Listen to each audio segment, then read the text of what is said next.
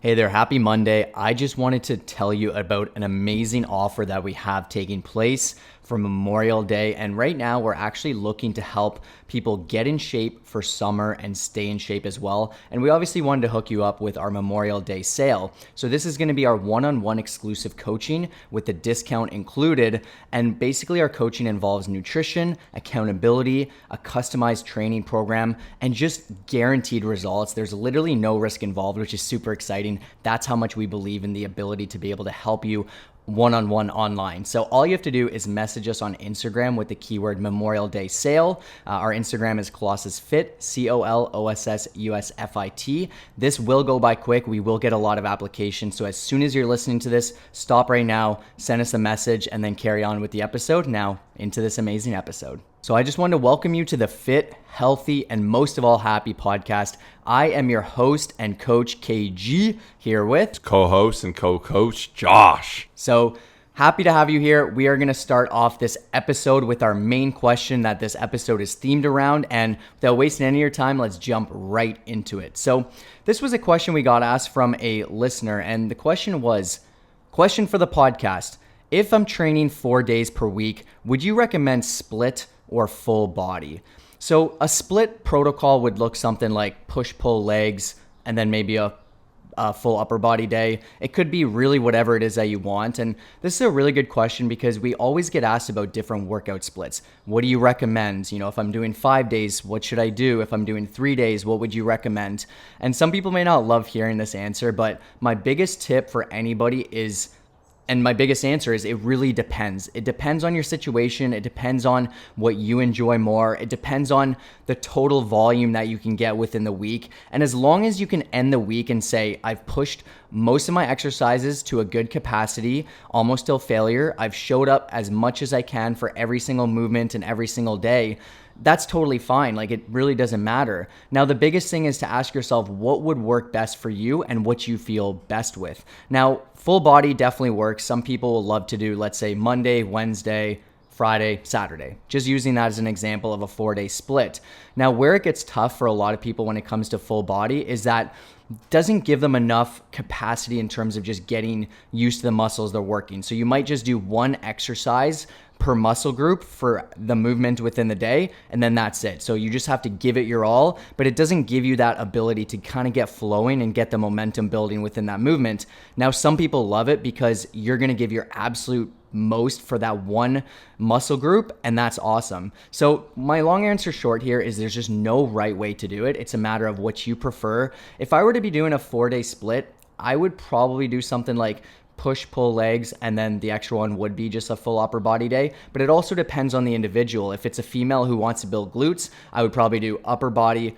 I would start with lower body, upper body, lower body, upper body. That would probably be my perfect scenario. If it's a guy who wants to grow more of his upper body, I would do what I had mentioned there. So long answer short, doesn't really matter as long as you get it done. And that's my answer there. Yeah, that's an awesome question. And there's definitely a really interesting fascination with full body. For some reason, people really like to cling onto it. I think full body makes not much sense, in my opinion, for a 4-day. With the 4-day, you're able to specialize the workouts more. And naturally, for a 4-day, most often what you'd see is upper, lower, upper, lower. It just makes more sense to kind of run it that way. Unless you really don't want to develop out your legs, you could split your uppers a lot different than that. Like PPL, I like because it could be PPL, push-pull legs, and then push-pull, which kind of is your bread and butter for 5-day. That's what most people do. Or they'll do a 6-day push-pull legs where they'll run 3, it'll roll into the next week, and you'll just keep going. So you won't have set weeks, but you'll roll through it there. With 4-day, I think you would benefit more from upper, lower.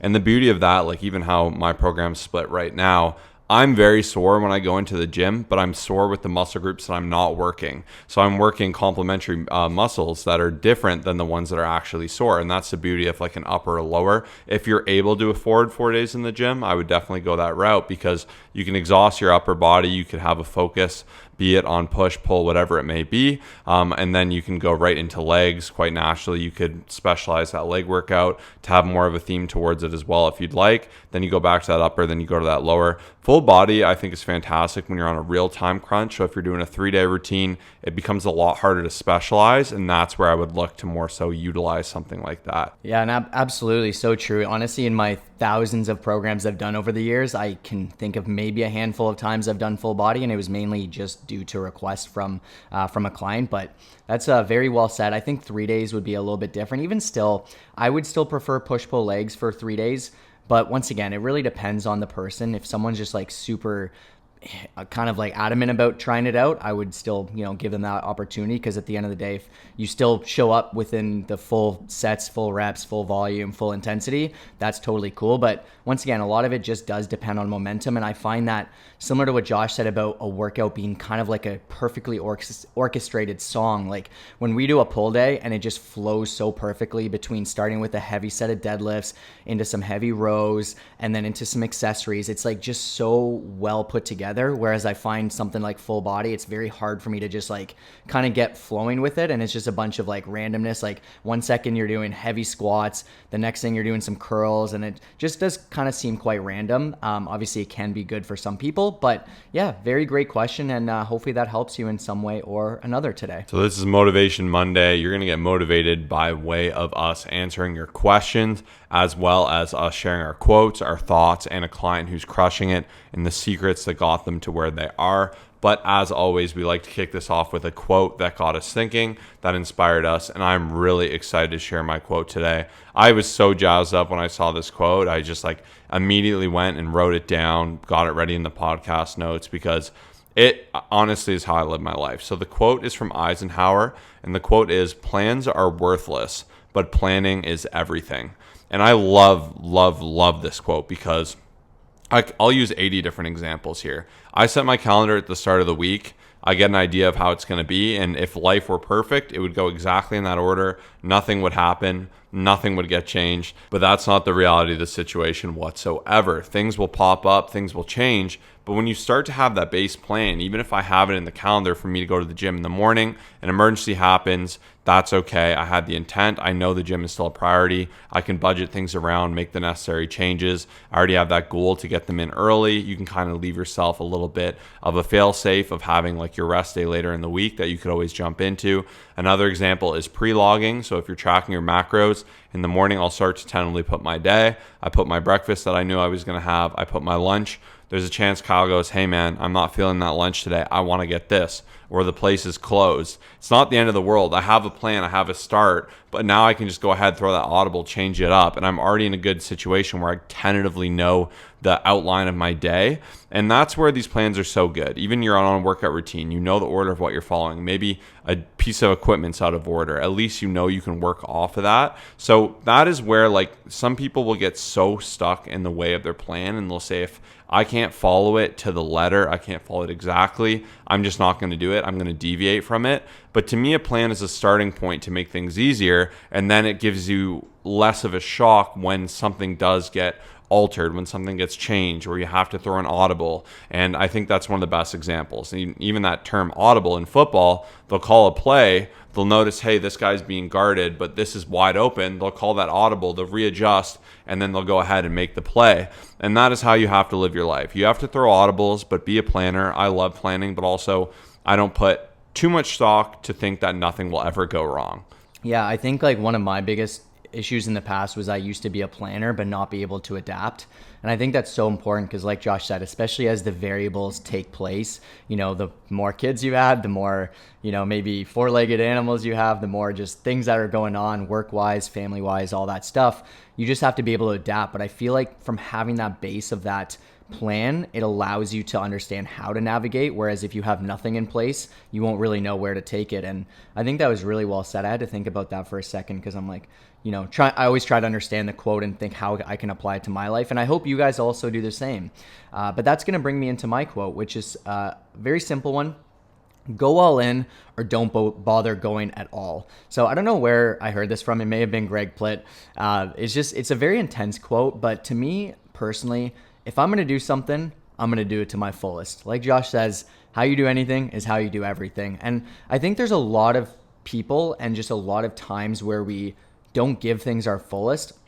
And when we don't, how do we expect to see the greatest results possible? We shouldn't expect it, right? So the quote here to me just means like when you're going to do something, put your best foot forward or just don't do it all. And once again, that's not to say like you have to be perfect, and I want to make that clear. I feel like sometimes I have to clarify that as well, so no one goes out there and is like, oh, well, I can't be perfect this week, so I'm not going to do it. But the point is that when you commit to something, when you commit to your weight loss goal, a strength training goal, whatever it is in your life, just give your absolute fullest. Like, it's going to require the same amount of effort, whether you put in 50% or whether you put in 100.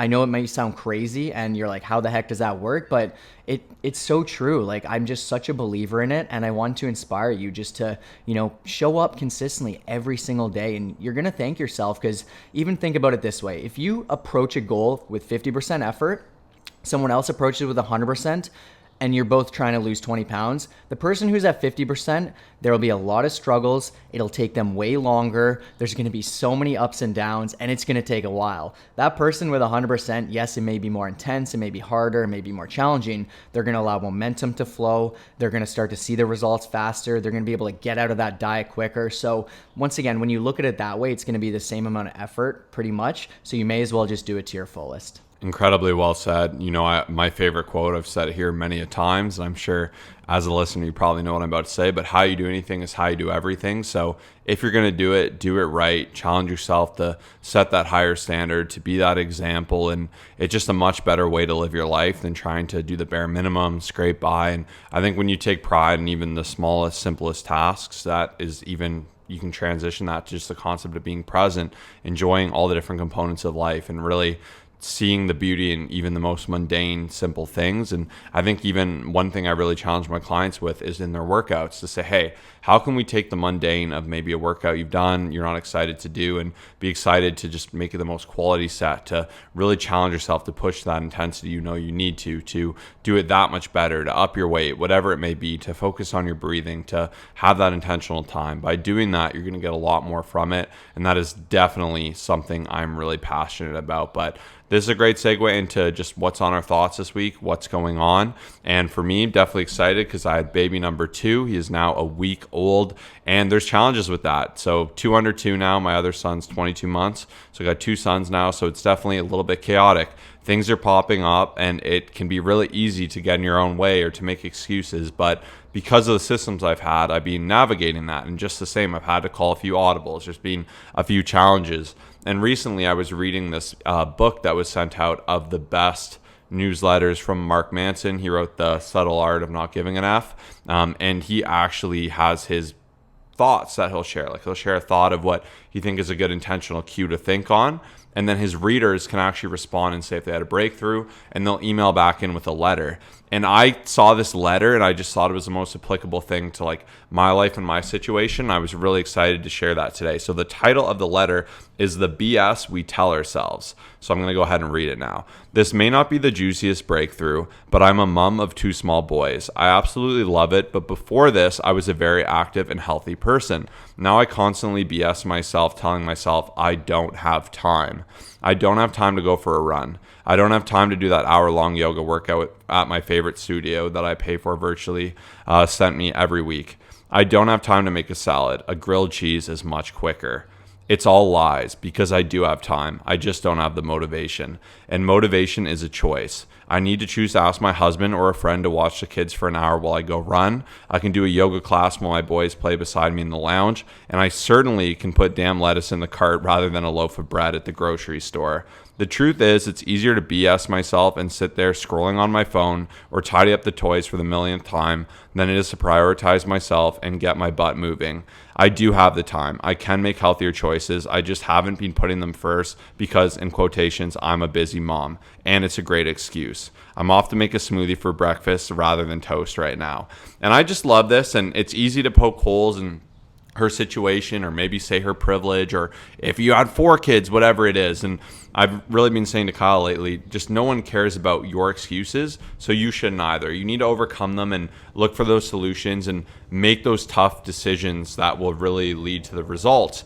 And even for my wife throughout her pregnancy, I'm like, listen, we got to be really consistent with the gym. We're going to eat as much healthy food as we can. We're going to keep you fed, and we're going to try and make this as efficient as possible. And now, even a week after the cesarean, it's awesome to see the results of that. There were some hard times where it's like getting those workouts in early when she didn't want to, but now we're only 13 pounds away from the pre-pregnancy weight, which is phenomenal. And we started in a really fit, healthy place. And it was done with no sacrifice, no substitution. It was just doing those hard things, making those decisions, and really focusing on what's important. And even for me as a father, I really thought like I could never say to my children, oh, I would have been in shape, but I had you guys. So I think even though it can be harder, and obviously it may not be at the extent you could do it with other things, it's important not to BS yourself. Be honest with yourself. Have those hard conversations. Say, where am I slacking? Where am I not giving it my all? Call yourself out on it, and don't make yourself feel bad about it, but just look for those different opportunities to be better. I love that example of it feels productive tidying their toys. It feels productive tidying the kitchen, but like you got to do what you got to do. You got to take care of yourself. You got to ask for help, do these different things. So this letter fired me up. I thought it was awesome. Unfortunately, it's from someone who's anonymous, but shout out this person, and I just thought it was great. Yeah, honestly, just want to give a quick shout out to Coach Josh, Father Josh, and obviously his wife as well. Like, it's just super inspiring. And I feel like when you look at other people, like, obviously it's inspiring for me, you know, for the days where I'm like, I don't feel it. And then he's just navigating, doing this, taking to this appointment, and, you know, other things going on. And his other little one got sick, and I'm like, man, what do I got? I got nothing going on. Obviously, there's always something for everyone, right? So I don't want to discredit that even for myself. But at the same time, I think it is inspiring to be able to take what someone else has said, like even this letter from that amazing mother. Like, I love that she had mentioned that and what Josh had shared. So yeah, shout out to them. Super inspiring. And I just wanted to share that today. One thing on the top of my head here was I spent some time reflecting. Now, it's not the typical stuff that I reflect on, such as my gratitude list and all my accomplishments and stuff. It was actually the things that I feel like I could do better at, the things that I need to improve on. And it's something I actually need to do more often. I now have a reminder for once a month to sit down with myself and to focus on those things that I had written down and actually check in on that. So that's one thing, as well as when we set these goals, when we want these accomplishments to take place and changes, to actually like consistently do it instead of like once a year reflecting. But I came up with a whole number of things, and honestly, ever since that, like I got away for a couple of days, sat by the water, you know, very quiet, which was super relaxing. And I sat down with, you know, my pen and paper, and I'm like sitting down, okay, where can I improve? You know, obviously there's been a lot of great things happening, but there's a lot of things that mentally, in terms of just being more efficient, in terms of just better quality work, in terms of better output, in terms of a lot of things, right? I came up with probably 5 to 10 things. Even another thing was just sitting down and thinking more. I am such a person that is just on the go, and now that I've started integrating, I set a timer for 20 minutes to sit there with pen and paper. And there's a difference between even me journaling. Like when I journal, I sometimes journal to do it, to get it done, but now it's more so how can I think? And even this morning when I went for a longer walk, I came up with the podcast episode for this coming Thursday, and it just allowed me to feel more clear and to feel more just I guess you could say, yeah, just the thinking allowed me to just have so many things going on there. So just a random thing is, if you are someone who's just on the go constantly, you're always running from one thing to another, obviously I really do recommend from this is just sitting down with yourself, ask yourself, where can I improve? Where can I do better as a, you know, as a, for some people, a parent, for some people as a sibling, you know, whatever it is. I highly recommend it. You will come up with a lot of things. The goal is to not be hard on yourself. Don't beat yourself up when you realize you may have been doing something wrong or you could be better, but it's something that I'm super inspired by, and I wanted to share with you today. Incredibly well said. And now we're going to go ahead and share with you one of our clients who's absolutely crushing it, and that is Jeff Kimmel. So tell us about his transformation and what's been working for him. Yeah, so Jeff has done an incredible job. He's over 50 pounds down. We've actually shared him before, but we wanted to share him as a, you know, a continued father who's consistently crushing it. I asked Armando, you know, share more information about what stood out to you. You know, Jeff is a father of multiple kids. He actually just had a kid this year, a new kid as well. And shout out to him for that. He works in the alcohol industry, so he always has to navigate having a drink, you know, being with clients, like doing tastings and all that stuff. That's a side note. Is it's amazing how you can fit this journey into your lifestyle. So many people think because they have a job as a travel nurse, or, you know, they're up different hours, or they have, they're in the restaurant scene that they can't do this, but it is absolutely for everyone. Obviously with him being a busy dad, just having to navigate all these things, like it's just so inspiring how he's risen up to these challenges. Even here Armando said Jeff has used these challenges and he's embraced them to work with, to hit his goals and still enjoy the process. And yeah, so shout out to him. You can see if you're watching on YouTube, the transformation as well as some of his top tips. Every Monday, we will go ahead and post that on our Instagram, Colossus Fit. And yeah, if you're looking to get to the next level, I highly recommend get started now. Do not wait. Just send us a message with the keyword Memorial Day sale, and we will be happy to take care of you there. Yeah, shout out Jeff, because those are two big excuses. I work in the alcohol industry. I can't be fit. I'm always going out for drinks and apps and food, but you can always make it work no matter how crazy your situation is. And you might say, well, mine's especially crazy. And I assure you, some of our clients in this program, like, I don't know how you do it, but I'm proud of you for doing it. And I do know how they do it. They utilize these systems, and our coaching, what makes us different is we come from a position of sustainability, and we don't want to teach you just how to have success so you can look good for a vacation or take your shirt off one time. We want to show you how to do this for the long term so you can see continued replicable results. And that's what's really important to us. And we use high-level systems and strategies to achieve that. So if you're looking to get to the next level, which I'm confident you are if you're listening to this podcast, we look forward to taking care of you and having you be our next success story. But now we're going to go ahead and transition back into the mailbag with our second question of the day. So question 2 is, how would you recommend continuing to show up even when you're not seeing the results at first? So I've really been loving motivational videos lately. I found one I really liked. I've listened to it probably like 10 times. I'm not going to lie. They've just been charging me up, and I just feel like when I listen to it, I can run through a brick wall. I know some people say they'll just listen to them all day and do nothing, but I do find they really inspire me to work. And I even love, in the one I've recently watched, the individual, I forget his name, but he mentions how he works, doesn't see results, but he gets a little better. Works, doesn't see results, but he gets a little bit better, then works, and then all of a sudden, boom, that's where the results come. And it's real easy to get in the mud of like, oh, I didn't immediately see what I want to achieve, or I don't have a six-pack yet. But as you work, you realize what doesn't work, and you fail, and you learn how to adapt and how to get better and what works for you, and you create your systems and you start to craft out your results. So I feel like when it's hard not showing up, you need to look at the macro. And another really great thought provoker I've seen recently, and I've seen it a few different places, is to change your horizons. So in this case, if you're not seeing results at first, let's say you've been there for 2 weeks, maybe a month, maybe a few months,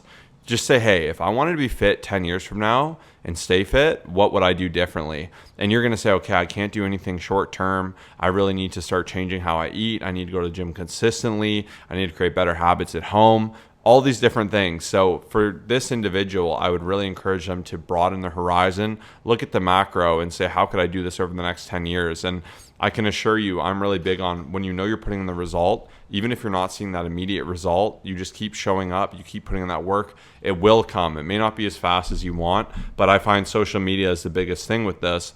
Someone came up to us the other day in the gym. They said they wanted to start a YouTube channel and they wanted to know what the secret was. And we just said, hey, being consistent is probably the main thing. Showing up, being consistent. And that's what it comes down to. And most people will look past that and say, oh, what's the best camera? What are the best keywords? What titles should I use? What's good for a thumbnail? Then they'll never upload a video, or they'll upload 2 videos and they'll stop. Whereas if you really went hard on one thing, so I'm going to do this for a year, I'm going to be consistent, I'm going to make this my number one priority, there's no way you wouldn't succeed. So that would be my advice to this question. Super well said. I like that Josh took it from a position of just continuously show up, and I think it's super underrated. Even here I've got some notes. Motivation is the thing that gets you started. Habit is the thing that keeps you going. So I just think like finding those ways to keep going no matter what on those tougher days, like those are the times that make the biggest difference. And I do find that, you know, obviously seeing results is super important, and once you see results you become addicted. But I do find that those that are like ultra obsessed with it and they're like too focused on it, it can be a little bit challenging, because even if they are seeing results, because they're so focused, let's use the weigh-ins as an example. You know, they're weighing in every single day. They're focused on the, the number day to day. They may actually be seeing change, but they're not noticing it. So one of my biggest things here is really having a bunch of different metrics in place to make sure to see your progress, right? Because a lot of times, once again, some people will be like, I've had people change physically. Like once they send the photos, they're like, holy, like every month we do photos, every month we do measurements, different things may be happening within the body. But once they have those different metrics in place, it's honestly incredible because they have so many different tools in the toolbox, right? They might be like, the scale's a bit stubborn, but holy, like these clothes are fitting me like crazy. It's so much better. The scale is a little bit stubborn, but the photos are insane. The compliments I'm getting. So my biggest thing here is just having different tools in the toolbox. Now, I also wanted to talk about something that is sometimes a little uncomfortable is if you are just straight up not seeing results, you may have to just sit down with yourself like over time and just be like, am I doing the right program? Is what I'm doing actually working? Am I just going into the gym and going through the motions?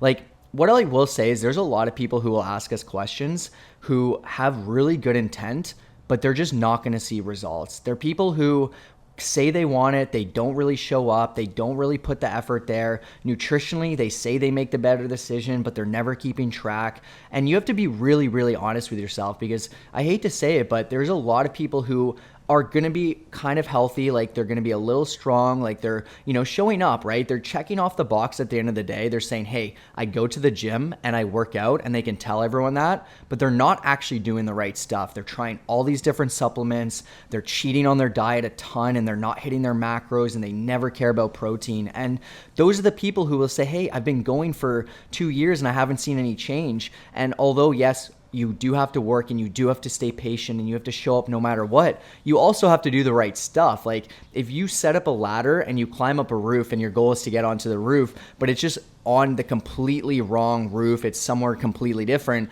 and you're going to end up on the wrong roof. Like it has to be set up against the right place. You have to have the right actions in place. You have to have the right game plan in place. And I'm super passionate about that one because I want people to see results and I want them to feel their best. But until they do the right stuff and they hire the right person, and once again, you don't need to hire someone to get results, but I can promise you it will save you time and you're just going to stop wasting so much energy on it. So that's my random thought there. I had to pop off on because I'm such a believer in it as well. Now for our third and final question, any tips on building a successful media platform / brand? I look at you as experts as you've been around for years and I'm looking to get started with YouTube videos. So I actually didn't even see this as a third question. I'm not even going to lie. So once again, you kind of got a little bit of an early answer. I definitely would love to expand on it. And it's been cool seeing how our social media journey has changed. Obviously, it was YouTube first and foremost. Instagram was in there. Snapchat was a big mover for us. We were really big on Twitter